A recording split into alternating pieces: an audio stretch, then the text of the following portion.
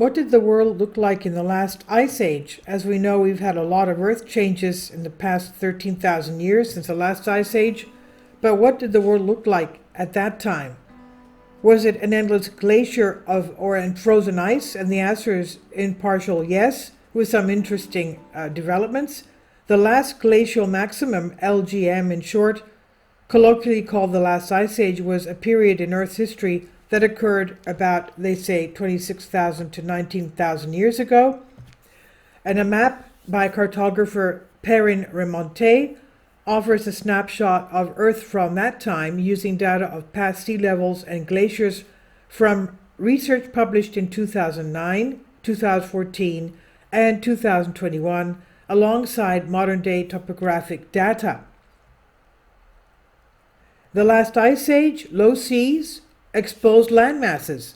And you can imagine, for example, low seas means that a lot of let's take for example, the Aegean Sea of Greece, which is filled with many islands. All these islands could have been, most of them could have been connected. And of course, the Mediterranean would have been a lot smaller than it is today, making trips towards other areas of Europe much more easier. So during an ice age, sea levels fall as ocean water that evaporates is stored on land and on large scale in ice sheets, ice caps, and glaciers, instead of returning to the oceans.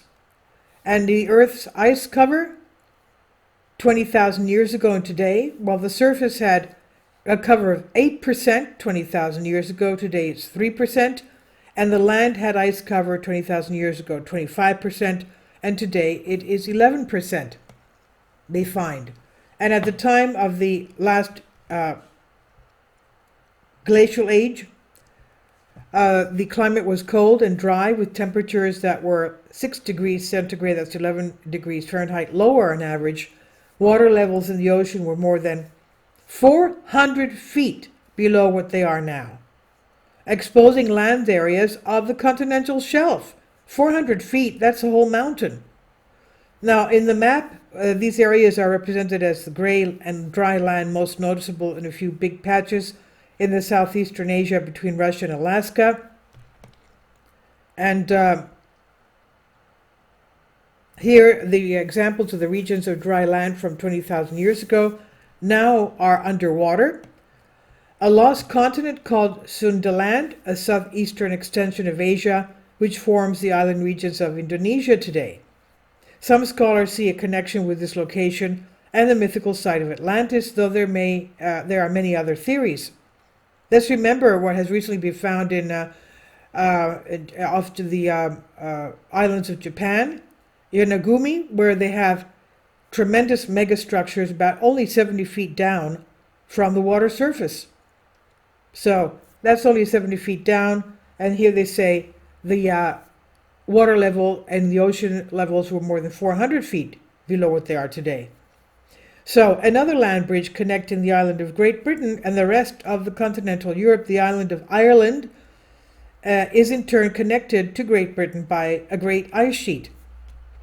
And in Japan, the low water level made the Sea of Japan a lake, and a land bridge connected the region to the Asian mainland. The Yellow Sea, famous as a modern-day fishing location, was completely dry. So the Yellow Sea between, for example, South Korea, yes, I am a Korean drama addict, between South Korea and China was dry. So basically they were connected. The cold temperatures also caused the polar parts of continents to be covered by massive ice sheets with glaciers forming in mountainous areas.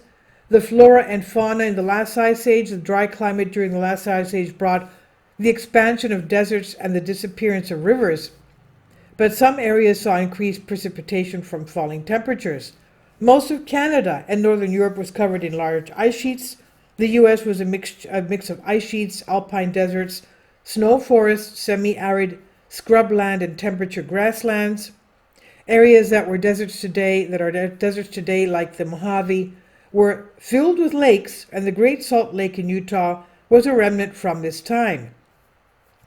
Africa had a mix of grasslands. In its southern half of the desert in the north, the Sahara Desert existed as well, and Asia was a mix of tropical deserts in the west, alpine deserts in China, and grasslands in the Indian subcontinent.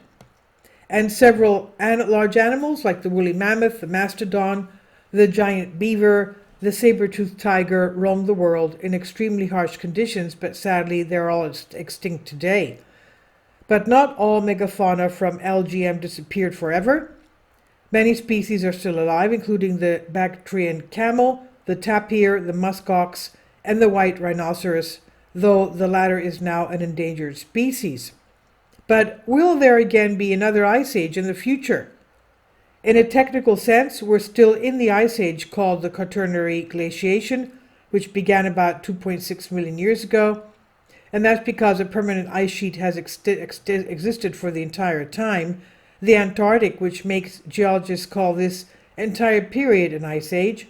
We're currently in a relatively warmer part of that ice age, described as an interglacial period, which began 11,700 years ago, and this geologic epoch is known as the Holocene. Over billions of years, the Earth has experienced numerous glacial interglacial periods and has had 5 major ice ages. Major ice ages: the Huronian glaciation, about 2.4 to 2.1 billion years ago; the Cryogenian glaciation, about 720 million years ago to 635 million years ago. The third one is the Andean-Saharan glaciation, 450 million years ago to 420 million years ago. 4 is the late Paleozoic Ice Age, 335 million years ago to 260 million years ago. And 5, what we are in now today, the Quaternary glaciation, 2.6 million years ago to the present. And it's predicted that temperatures will again fall in a few thousand years, leading to expansion of ice sheets, but there are a dizzying array of factors that are still not understood well enough to say comprehensively what causes or ends an ice age.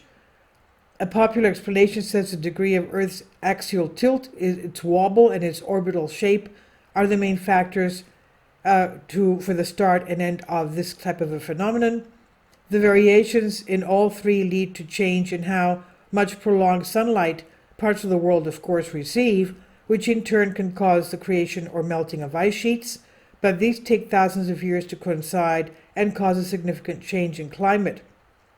And also, current industrial activities have warmed the climate considerably and may, in fact, delay the next ice age by 50,000 to 100,000 years, the researchers say. This is on Zero Hedge by Tyler Durden. Please leave your comments, and thank you for your support. Please support my Patreon account.